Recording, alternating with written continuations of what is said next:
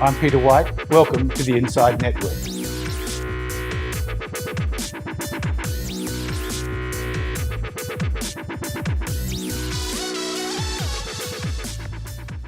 Welcome to the Inside Network and another edition of INDepth. I'm Peter White, and my guest today is Michael Ohlsson, Director of Evergreen Consultants. And Evergreen's just introduced a new ESG type bond. Michael, welcome. Can you tell us about this product, please? Yes, thanks, Peter. Thanks for having me. So the product is an investment bond. It's offered through Generation Life, and it utilises Evergreen's responsible growth model. It was launched 4 weeks ago, and it is the first and only multi-manager ESG-oriented investment bond available on the market. Why have you launched it now? This has been a work in progress for some time. The demand for ESG or responsible investing from investors and financial advisors has increased exponentially over the last 5 years. And we see at Evergreen it's part of our responsibility to be able to engage with our clients, with the financial advisors, and provide assistance and guidance in regard to ESG investing. So we started a couple of years ago working on developing an ESG investment model, and that's the model that is used by Gen Life in their investment bond series. How well do investors understand investment bonds? I'm sure the advisors do, but the end investor, what's the level of knowledge from your point of We view? don't deal directly with the retail investors. Our relationship is with the financial advisor. And what they say to us is that the knowledge is mixed, but there's a lot of investment bonds out there, and most advisors either use them or are aware of them, so that they would be having those conversations with their clients. Well, typically, what's the utility of the investment bond, putting the green to one side, the green nature of your bond, for an investor?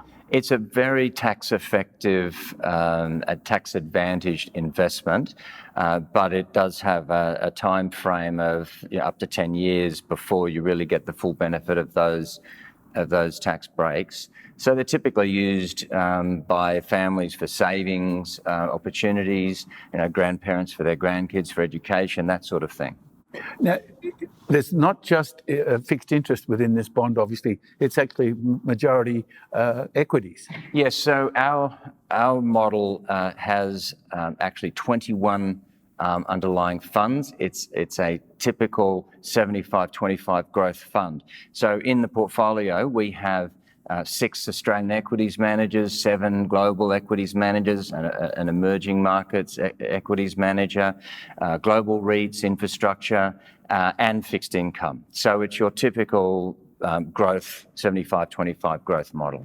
Well, what's the coupon term of the bond? If I buy one, theoretically, when does it mature? Well, as I say, the optimal period is to hold it for 10 years. The shorter that you hold it for, then the tax advantages do dilute. Well, how liquid is it? It's very liquid. I mean, if you want it... If I want to sell after year 3, I can? Absolutely. And the underlying investments of our multi-manager model are in highly liquid markets as well. You talk about, the prospectus talks about 3.5% plus the cash rate. How certain is that? Could it be more? Could it be less? Can you talk about the performance aspirations? Sure. Just to clarify, that 3.5% over cash is over a rolling 7-year period. So it's over a full market cycle. So we're not saying it's going to be 3.5% over cash every year. The way we have determined that estimate, and it is just an estimate, it's not a guarantee, is that we look at the mix of asset classes across the portfolio, so the typical growth profile, and then it then leverages our expertise to choose the underlying managers and ensure that we're choosing managers that we expect that will perform well in absolute terms and relative to their benchmarks. So it's a combination of those things that then inform us of what the return expectation will be for the total portfolio. Well, I know ESG investing has exploded somewhat in the last few years. Is there nothing like this in the marketplace now? Well, there isn't a multi-managed responsible investment bond available in the market other than ours. So this is a first, definitely. In terms of responsible investing, yes, there are other opportunities in terms of multi-manager portfolios, and our model can be applied not just within the investment bond, but to other clients' portfolios outside of that particular product. But this is the first and only multi-manager responsible investing investment bond available through GenLife. So it's the first time the green investing notion has been combined with the investment bond product or prototype. That's right. Yes, and this was a conversation that we started last year with GenLife and said, let's work together to produce something that there is clearly demand for. A genuine gap in the market. Yeah, definitely. Can we have a look under the bonnet of the product, as it were? Sure. More detail in terms of what the actual assets and who they are, and what's the breakup of the portfolio? Sure. So it is a typical growth profile of asset allocation. We have about a third in Australian equities, and within Australian equities, we've selected 6 managers. We have about a third in global equities, and in global equities, we have 7 managers in global plus 1 emerging markets manager. We have about 19% of the portfolio in fixed income. That's split between domestic and global fixed. We have a manager in global REITs and also in global infrastructure, and that's about 4% of the portfolio. And also we have an alternatives manager as well. So this is your typical growth style of portfolio. And I'm presuming how you select those managers, which ones make the grade, is basically the Evergreen proprietary technology or knowledge in terms of who meets the green hurdle or the ESG hurdle. Correct. Yeah, that's right, Peter. We've built our own responsible investing analytics, and we've done that off the back of the work done by the Responsible Investment Association of Australasia. And they have a spectrum of 7 different features that they look at when assessing how good a particular fund or fund manager is in terms of their ESG work. We've then taken those 7 different features of their ESG spectrum, and we've sent out questionnaires to the fund managers and got their responses back in each of those categories, and then we do a forensic audit on what they have said that they do. And so our investment analysts will then do an assessment of how we feel that, given their responses, how well they're doing in each of those categories, and we assign a rating out of 10 in each of those categories. So from that, we were able to build what we call the Evergreen Responsible Investment Grading Index.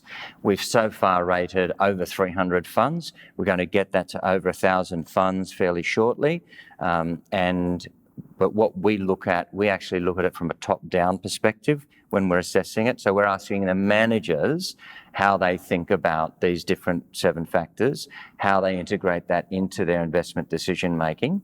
And from that, we're actually rating the manager in each of these 7 capabilities, which is quite different from a lot of the other ways that ESG assessments are made, where they're looking at the company and just assessing the company. And we've found that it's quite flawed, because you look at the ratings of a particular company, and the ratings will be anything from 20 to 80 out of 100 from these different sources.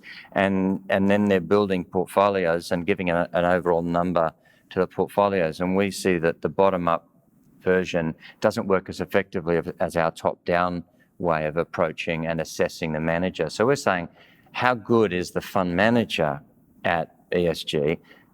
To what extent do they utilise these different factors of responsible investing in their decision making, and very importantly, their actions?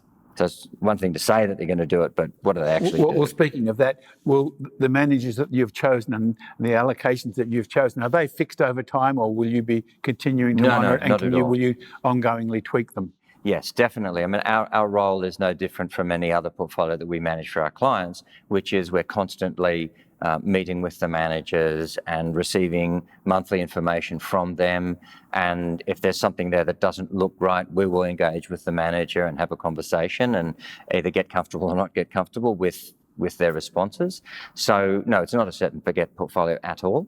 And over time, I mean, you don't want to be chopping and changing managers every month, which is why so much work goes into putting the portfolio together in the first place. Is ESG/responsible investing the biggest single trend in professional investment these days? Definitely. Yes, it is. And it's not going away. I mean, this is not a fad.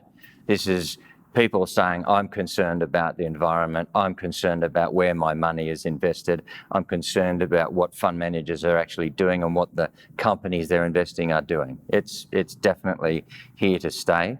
And, watch this space, Peter. There's going to be a lot more products and opportunities for financial advisors and their clients in this space as we go forward. Michael, thanks for talking to us today. Thanks very much for your time, Peter. Appreciate it.